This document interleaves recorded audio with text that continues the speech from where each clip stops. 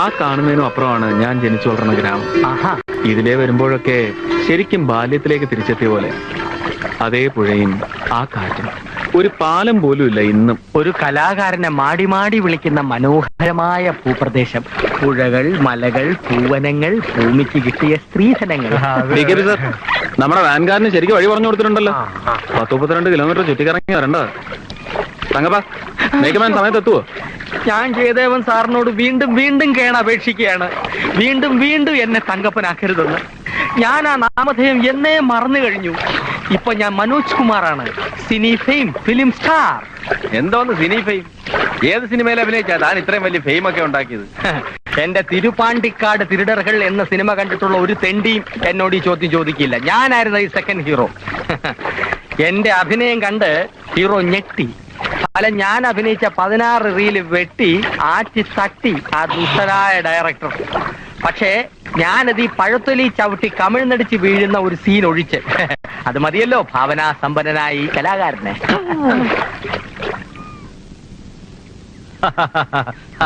വരിക.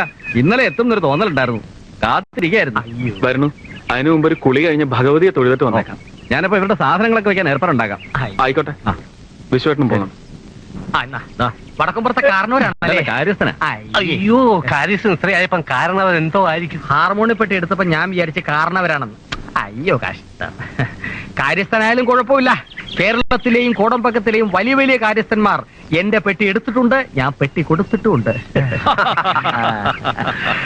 കേരളത്തിൽ ഇന്ന് ജീവിച്ചിരിക്കുന്ന ഏറ്റവും വലിയ കാര്യസ്ഥൻ ഞാനാ. 139 കിലോ 450 ഗ്രാം. അത്രയും മാംസം ശരീരത്തിലുണ്ട് ഞാൻ വിശ്വസിച്ചിരിക്കുന്നു. എന്നെ താഴെ ഇറക്കി വിശ്വസിച്ചിരിക്കുന്നു. ഭഗവതി എല്ലാം മംഗളമാക്കണേ.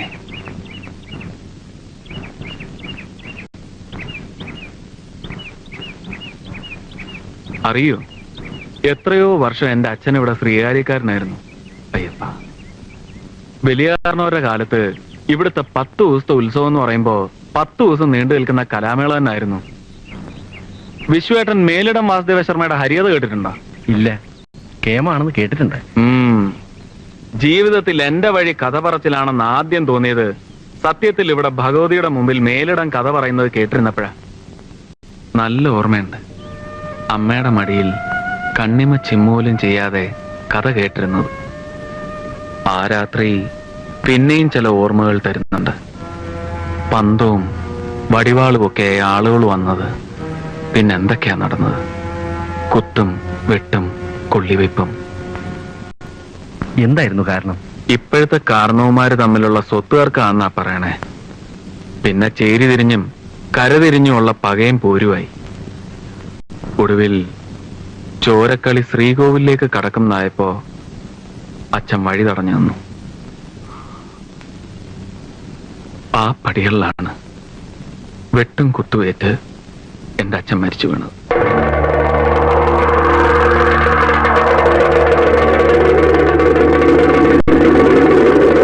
ഒക്കെ ഒരു ദൈവനിശ്ചയമാണ് ഇത്. പണ്ടെങ്ങോ മുടങ്ങിയ ഉത്സവം വീണ്ടും തുടങ്ങിയപ്പോ ജയദേവൻ തന്നെ കഥ പറയാൻ വരിക, അത് പിന്നെ ഒരു പതിവാകുക. ഭാഗ്യമാണ്, സന്തോഷമുണ്ട്. എല്ലാം ഓർമ്മിക്കുമ്പോ നൊമ്പരും.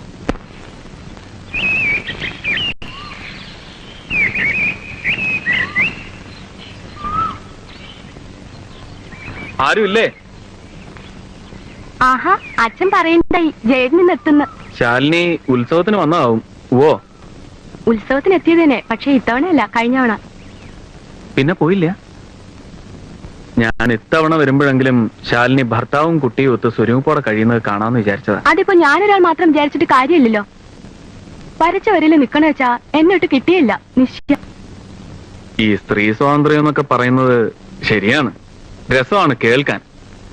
എന്നാലും നമ്മുടെ നാട്ടില് ഒരുവിധമുള്ള സ്ത്രീകളൊക്കെ ഭർത്താവുമായി കഴിയുന്നത്ര ഇണങ്ങി എല്ലാം അങ്ങ് മിണ്ടാണ്ട് അനുസരിക്കാന്നല്ല, ഒരു ഒത്തൊരുമയോടെ. അല്ല, അതാ അതിന്റെ ഒരു ഭംഗിയുമേ. ഞാൻ പറയുന്നത്, ഒരു കുട്ടിയൊക്കെ ആയില്ലേ, ഭർത്താവുമായി ശാലിനി കഴിയുന്നത്ര ഒന്ന് അഡ്ജസ്റ്റ് ചെയ്ത്. എന്ത് അഡ്ജസ്റ്റ് ചെയ്യാൻ? അങ്ങോരൊരു പോങ്ങനാണെന്നേ. അല്ല, ഉറപ്പ്. തെളിവെന്താന്നോ അതിന്? തറവാട്ടിൽ തന്നെയുള്ള നിന്റെ ഈ നിൽപ്പന്നെ വന്നില്ലല്ലോ നാണമൻ ഭാര്യയെ പൂവിട്ട് എഴുന്നള്ളിച്ചോണ്ട് പോവാൻ.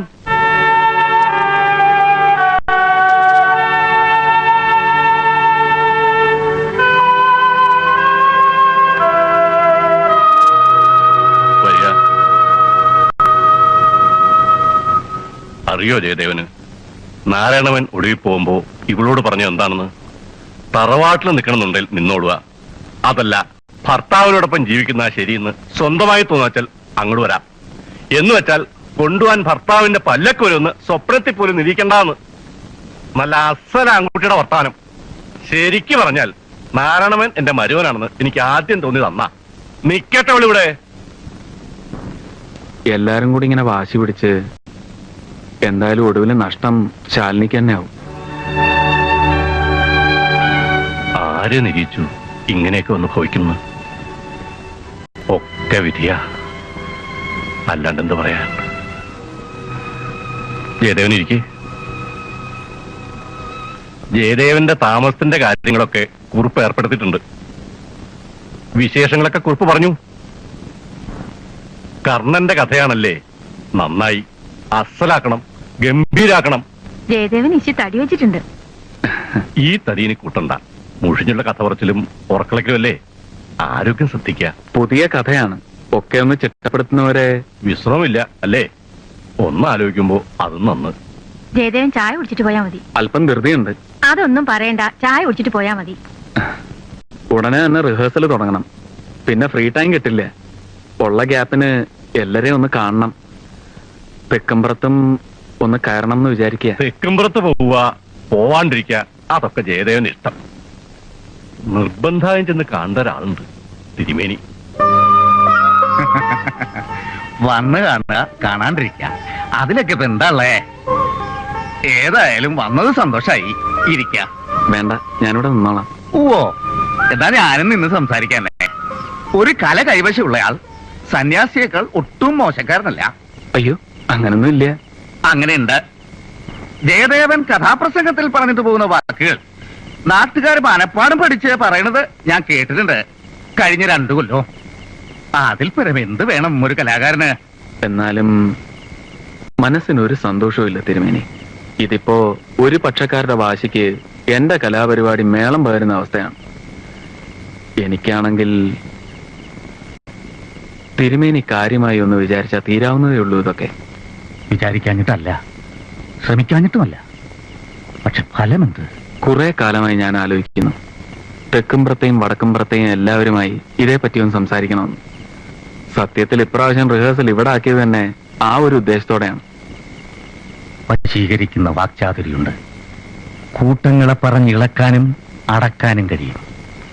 അങ്ങനെയുള്ള ഒരാൾക്ക് നല്ല മധ്യസ്ഥനാവാനും സാധിക്കും, സംശയമില്ല. ഏത് കഥയാണ് ഇത്തവണ പറയുന്നത്? കർണൻ. കന്യക പ്രസവിച്ച് പേടകത്തിലാക്കി നദിയിലൊഴുക്കിയ സൂര്യപുത്രന്റെ കഥ. അന്ന് പറയാനുള്ള കഥയുടെ സെലക്ഷൻ ഒന്നാന്തരം. പിന്നെ ഇപ്പോൾ ജയദേവൻ പങ്കെടുക്കാൻ ഉദ്ദേശിക്കുന്ന കുടുംബപ്പോരിന്റെ കഥയുടെ കാര്യം പറയുകയാണെങ്കിൽ ഞാൻ തോറ്റവനാണ്. മനസ്സ് പറയുന്നു, ഒട്ടും വിചാരിച്ചിരിക്കാതെ ഞാൻ നടത്തിയ കണ്ടെത്തലാണ് ജയദേവനെന്ന്. സന്യാസി തോറ്റെടുത്ത് കലാകാരന് ജയിക്കാവുന്നതേ ഉള്ളൂ. ധ്യാനത്തിനുള്ള സമയമായി.